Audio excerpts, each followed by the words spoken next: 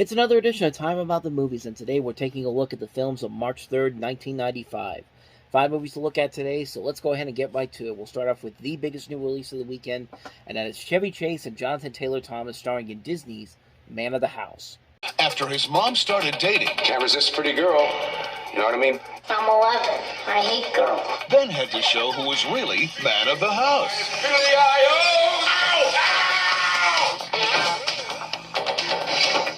Yes. Excuse me.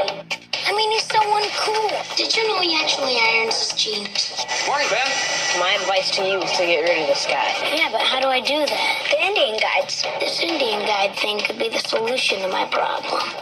Hey, how are you, Jack? Fine, thanks. How are you? Picking Indian names for each other is one of the most important Indian guide rituals. How about squatting dog?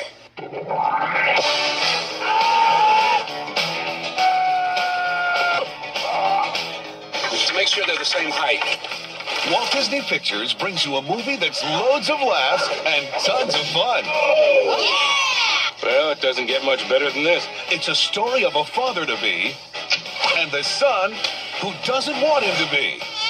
Chevy Chase, Farrah Fawcett, George Wendt, and Jonathan Taylor Thomas. Man of the House. Squatting dog? That's the best you could come up with? I had a squirrel named Numbnuts. I mean, when you watch the trailer for this movie, I mean, it doesn't look that bad. I mean, it definitely looks like it's something that could be very interesting. I mean, this is still Chevy Chase when he was still trying to do his typical shtick that he did, the stuff that made him famous for, but this was also kind of him trying to branch into his newer form. Like, it's like somebody who did a review for this kind of summed it up best. Like, it's like he was trying to mix himself between his old self, the clumsy goofball who destroys things, while you also have in this new self, who's this kind of more sensitive actor. And really, I think that he's one of the major problems with the movie. Is that he just really he can't really find the right mix to actually make this work. I mean, he has potential to make this work, but he can't really get any good chemistry with Jonathan Taylor Thomas, nor could he really do it with Farrah Fawcett. I mean, Farrah Fawcett hardly has anything to do in this movie. I mean, she's part of the main reason why he's even in here. I mean, he's supposed to be her new boyfriend, and she's hardly in the movie for the second half of the film. In fact, this movie takes a couple of weird twists and turns that don't really make a whole lot of sense. I remember watching this movie the first time, and I thought to myself, what is going on in this movie? I mean, I was a little kid watching this movie for the first time, and even then I was just kind of like, what the hell is going on here? Because you think it's going to be just one simple thing, Jonathan Taylor Thomas screwing around with Chevy Chase's new potential stepfather, but then it just takes this turn that really, the trailers do not show a whole lot of it in. It just feels like Disney was trying to make another knockoff Home Alone film in the second half of the movie, and it just didn't work at all. Like, this movie, there's a lot of promise here. There's some good ideas, some little funny gags here and there, but really, the movie just feels like a real wasted opportunity. I mean, the story is all over the place. The jokes, some of them could be really funny, most of them are not. The cast is really good, but a really good cast, but they're given a really lackluster script to work with, and I don't know, man. I was really surprised that this movie was not that good. I mean, this is something that, even as a kid when I saw it, I realized, yeah, this is not a very good movie, despite all the promise that it had to it. And yeah, it's a real wasted opportunity on so many levels. You have a lot of stuff here that could make this work, and it's just not there. It's a movie that really does not have a lot of lasting longevity to it, really. And yeah, that's really much all I got for you, because like I said, I remember this movie, and I remember not liking it back then. I certainly don't like it now that I've seen it again for this particular episode. So, yeah, real wasted opportunity there. But it was a big hit back then, so they got something right at least, I guess. Something at least people wanted to see at least. But that's just my opinion. So anyway, that's Disney's Man of the House. So let's move on to the next movie that we have here, and that is Jeff Goldblum and Alicia Silverstone starring in Hideaway. Something miraculous happened to Hatch Harrison. We were able to bring your husband back. But something terrifying followed. We're connected somehow. You crossed over and you brought something back with you. Someone close to you is in danger. Regina, this is all in your imagination. imagination, isn't it, Mr. Harrison? From the chilling bestseller by Dean Koontz. Who's here? Hideaway. Rated R. At theaters March 3rd. Well, of course you got to get the guy who did The Lawnmower Man to do a movie about a guy who comes back using technology, and he actually, and whatever is when he gets revived, all hell breaks loose. And yeah, it's safe to say that when Dean Koontz's novels get made into a movie, they're not Stephen King. I mean, even Stephen King has had some notable misfires, one of which we'll get to later on. But Hideaway, yeah, Jeff Goldblum's in here. He plays a man who dies in a car accident. He's survived 2 hours later, and he encounters these frightening visions. He begins to understand that he is physically, psychologically connected to a serial killer, and that by cutting himself, he can actually induce the visions and see through the killer's eyes. However, the visions work both ways, and the killer can also see through his eyes, and it's really, really complicated on so many levels. Like I said before, this is one of the early film roles for Alicia Silverstone, and actually, Jeremy's sister was in here, who they were both in Clueless later on in the year, which, needless to say, was a much more successful movie. I mean, you also have Christine Lottie, Alfred Molina, Raydon Chong in here. I don't know. I mean, the story overall doesn't really have a whole lot there to work with, and it just doesn't really work. It's a movie that I really didn't see any potential from this whatsoever. Just from that trailer alone, just from the trailers alone. And this is a movie that really misfired big time. And like I said, Dean Koontz's novels really have not translated well to the big screen. I'm actually looking at the list of books that have been made into movies. I don't think a single one of them has ever been successful. I mean, look at this. I'm looking here. Demon Seed, The Passengers, Watchers. I mean, Watchers I saw the trailer for a while ago and looked like it had some promise to it. But even then, I don't think that was successful. Whispers. Yeah, I didn't see anything in particular there that really stood out, but you know what? Like I said before, Stephen King had his misfires too, and we're going to look at one of them right now. This is The Mangler.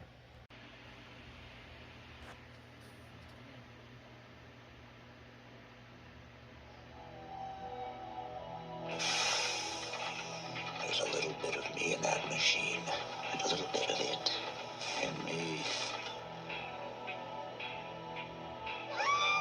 There was an accident today. The worst one I've ever seen. Have you considered the possibility that the machine might be haunted? That machine killed your daughter. We all have to make sacrifices. Human sacrifices. The demon is a kind of electricity. Sometimes it gets out of control. People get hurt. 3 modern masters of horror have just created the ultimate machine for terror.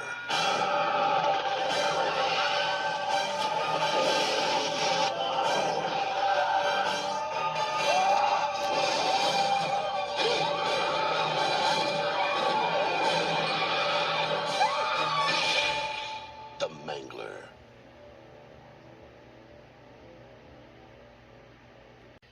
Before we jump into that one, I just realized that I completely skipped over the other movie that came before this one that was a little more successful, but we'll get to that one after this one here. I mean, either way, the connection here I think works better, but yeah, The Mangler. I mean, they sold it with Tobe Hooper, the director of Poltergeist, well, the credited director of Poltergeist, if you want to believe the story that Spielberg actually directed that movie. Robert Englund, the star of A Nightmare on Elm Street.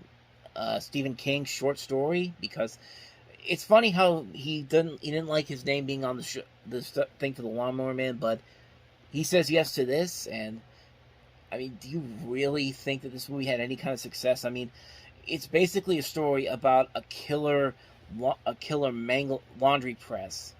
I mean, it's like, you ever see that Family Guy bit where Stephen King is selling his latest novel, and he's telling the publisher it's about a lamp monster, and the publisher's just like, "You're really not trying anymore, are you?" And then he's just like, "When can I have it?" I mean, that's probably what they were thinking when they made it. Is when they greenlit this movie. It's just like, "You're not even trying anymore, are you?" And it's just like, okay, let's get it going. And I mean, what more do you even need to say about that? It's a really dumb idea, and dumb ideas sometimes potentially turn out to make for really good movies, but this is a really stupid premise. I mean, a killer laundry press. I mean, here's an idea to not get killed. just get away, just stay away from the laundry press. I mean, the laundry press isn't going to get up and start killing you.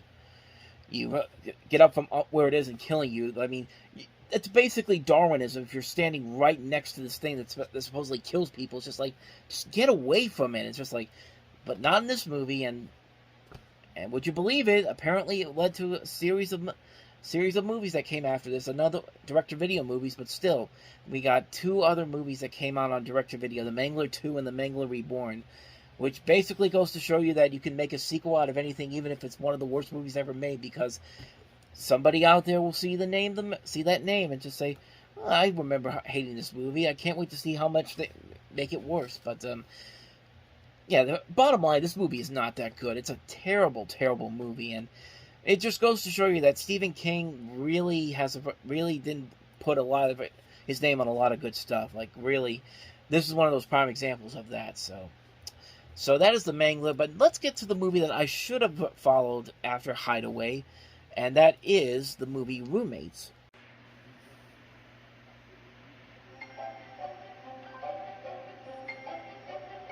I was only 7 when I went to live with my grandfather, Rocky. My grandson is moving in here with me. Poppy, you're 75 years old. Be reasonable.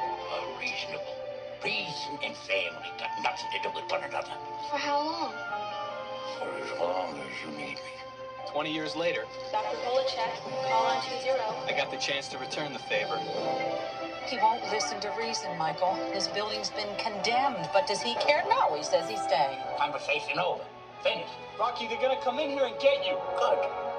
I just wouldn't want to be the first guy through the door. So Rocky moved in with me while I was at medical school. It's a waterbed, Rock. When I was a kid, I sold used shoes Door to door in the middle of the Polish winter. Somebody's poking me. Oh, it's you. What's that? It's my roommate. Hey, Rock. I'd like you to meet Beth.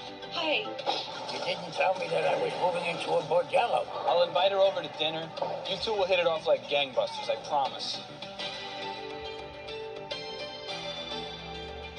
Rocky, how about a few of those old world secrets? If I gave you secrets, they wouldn't be secrets. So what do you expect me to ask her to marry me? God forbid. What's that for? I know what you did. Please. Young people should get married. Keep them off the streets. She's got an interesting way of taking care of me. I'm exhausted. I have insomnia. You should see a doctor. I am a doctor. Touchy. Touchy. And when you room with Rocky... Did you have Barney? We had rats. Big rats. You live and you learn. Family takes care of family.